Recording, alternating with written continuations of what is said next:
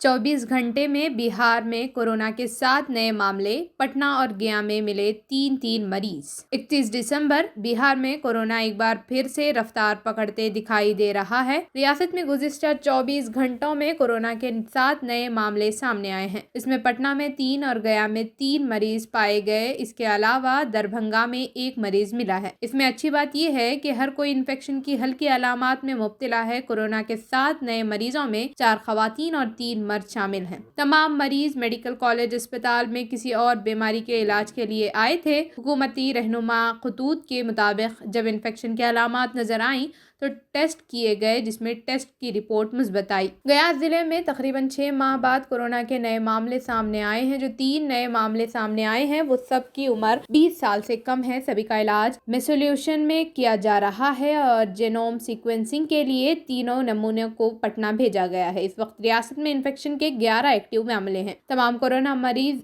Isolation में हैं और इन्फेक्शन की सिर्फ हल्की अलामात में मुब्तला हैं। जेनोम सीक्वेंसिंग के लिए नमूने का IGIMS में इंतजार किया जा रहा है। अस्पताल इंतजामिया का कहना है कि चूंकि सीक्वेंसिंग बहुत महंगी है, इसलिए कम से कम 15 से 20 नमूनों का इंतजार किया जा रहा है। जैसे ही इतनी तादाद में नमूने होंगे, इन्हें जेनोम सीक्वेंसिंग के लिए मशीन में डाल दिया जाएगा। सीनियर डॉक्टर दिवाकर तेजस्वी का कहना है कि कोरोना की नई शक्ल ज्यादा जानलेवा मालूम होती है। मुतअद्दी बीमारी भी अभी ज्यादा नहीं देखी गई, लेकिन लोगों को मुहतात रहने की जरूरत है। वैक्सीनेशन बहुत मौसर साबित हो रही है। लोगों को डरने की जरूरत नहीं, बल्कि मुहतात रहने की जरूरत है।